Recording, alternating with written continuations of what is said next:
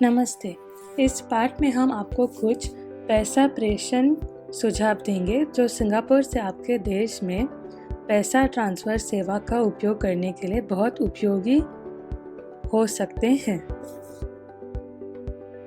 आज हम आपको बताएंगे कि कैसे पैसा वापस घर भेजें और धन प्रेषण के लिए कुछ सुझाव देंगे जो काफ़ी उपयोगी हो सकती है। अपने घर के लिए पैसा वापस भेजने के दो तरीके हैं। पहला, सिंगापुर में बैंकों के माध्यम से विदेश पैसा भेजा जा सकता है और दूसरा, सिंगापुर में मनी ट्रांसफ़र कंपनियों के माध्यम से पैसा विदेश भी भेजा जा सकता है। पहले हम बात करेंगे कि बैंक के माध्यम से हम कैसे धन प्रेषण कर सकते हैं।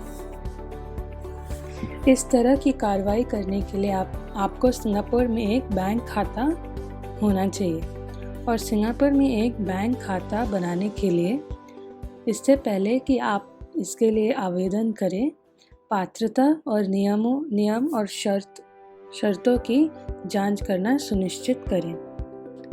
कई बैंक खातों में एक निश्चित राशि जमा करने की आवश्यकता होती है, आय की आवश्यकताएं होती है और कई का वार्षिक शुल्क होता है। जब आप उनके साथ बैंक खाता खोलने जा रहे हो, पहले अपने सारे संदेह स्पष्ट करें। यदि आप सिंगापुर में बैंकों के माध्यम से पैसा भेजना चाहते हैं तो इनके दो तरीके हैं। पहला तरीका इंटरनेट बैंकिंग के माध्यम से पैसे ऑनलाइन ट्रांसफ़र का है। इंटरनेट बैंकिंग के निर्देश अक्सर बहुत सीधे होते हैं।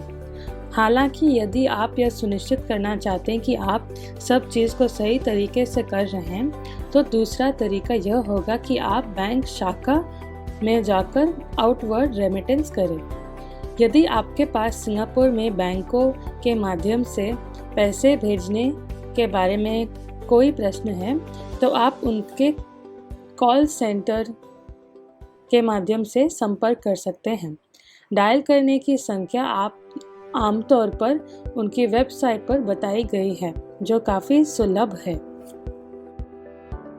बैंकों के माध्यम से पैसे भेजने के बारे में कुछ नोट्स हैं। बैंक अतिरिक्त जानकारी के लिए कुछ प्रश्न पूछ सकते हैं, जैसे कि आप किसको पैसे भेज रहे हैं, प्राप्तकर्ता का पता, संपर्क जानकारी और बैंक विवरण। इसलिए याद रखें कि ये सब तैयार रखें ताकि आपके पास एक आसान लेन देन हो सके।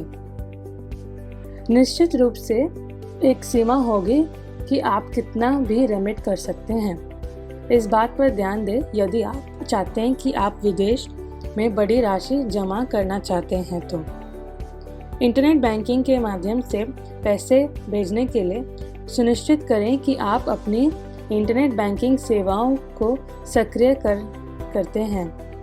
यदि आप इसके बारे में कुछ अनिश्चित हैं, तो आप बैंक से उनके कॉल सेंटर के माध्यम से संपर्क कर सकते हैं। ध्यान दें कि आपसे एजेंट शुल्क लिया जाएगा, जो कि उनकी सेवाओं का उपयोग करने पर सेवा शुल्क है। अब हम बात करेंगे कि पैसा कैसे प्रेषण करें प्रेषण कंपनियों के द्वारा। सिंगापुर में बहुत तरह की प्रेषण कंपनियां हैं, जैसे कि वेस्टर्न यूनियन, इंस्टारेम, सिंगएक्स और कई और। मगर याद रखें कि उनका प्रक्रिया बहुत ही आसान है। जब आप इन दुकानों पर जाते हो तो बहुत ज़रूरी है कि आप अपना वर्क परमिट लाना है और आपको अपनी और अपने रिसीवर को व्यक्तिगत जानकारी भी एजेंट को प्रदान करनी होगी और वे राशि जिसे आप ट्रांसफ़र करना चाहते हैं। यह बहुत ज़रूरी है कि आप अपना होमवर्क करें ताकि आप अपना पैसा घर वापस सुरक्षित रूप से भेज सकते हैं।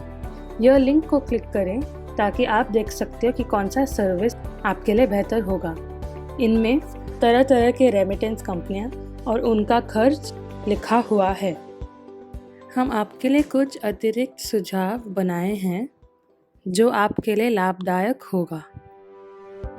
2 बहुत ही महत्वपूर्ण बिंदुओं हैं जो आपको ज़रूर याद रखना चाहिए। पहला है अपनी सुरक्षा और दूसरा है कि आपको अपना होमवर्क करना चाहिए। केवल अधिकृत सेवाओं का उपयोग करना याद रखें। हालांकि यह सिंगापुर में अवैध है, फिर भी बिना लाइसेंस वाली कंपनियां या व्यक्ति हो सकते हैं जो आपको घोटाला करने की कोशिश कर सकते हैं। उनसे सावधान रहें और यदि वे आपसे संपर्क करते हैं तो अधिकारियों को रिपोर्ट करें। आपको प्रेषण का प्रमाण रखना चाहिए ताकि अगर कोई मुसीबत आए तो वे सुनिश्चित करेगा कि आपका पैसा अपने परिवार तक सुरक्षित रूप से पहुंचेंगे। अलग अलग बैंक और रेमिटेंस कंपनियां अलग अलग शुल्क और दरें वसूलती हैं। गणना करके आप कुछ पैसे बचा सकते हैं और अपने परिवार को खर्च करने या भेजने के लिए और अधिक हो सकते हैं।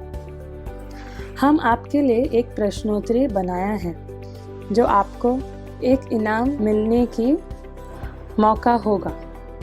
ये लिंक और QR कोड है प्रश्नोत्तरी का। याद रखें कि सिर्फ एक बार सबमिट करें। अब हम पहुँचे हैं इस पाठ के अंत में।